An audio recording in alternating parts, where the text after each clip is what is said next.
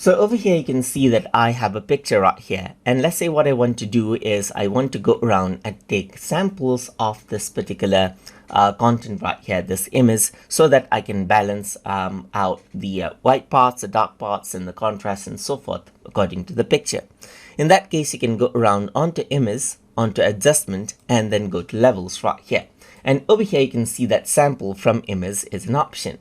So now what I can do is I can go around, take this gray part right here, just like this, and click anywhere that is gray right here. So just like this, I can go around and click anywhere that is gray, and you can see that it changes out the white balance right here according to where I click. Let's say, for example, I click on the sky, then you can see that it changes more onto blue right here. But if I were to go around, select out the green area, then it changes around the white balance to something else. So the idea is you select the gray area right here so that gray remains gray.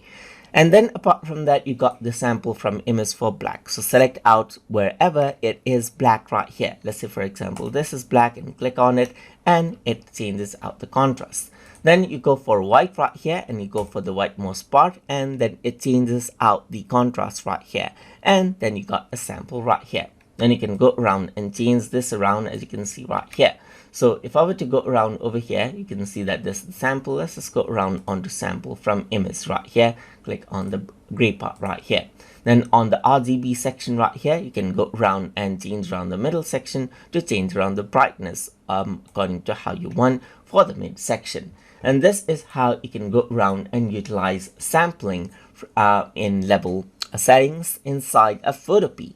So if you guys learned something as always, and as always, please like, comment, share, and subscribe.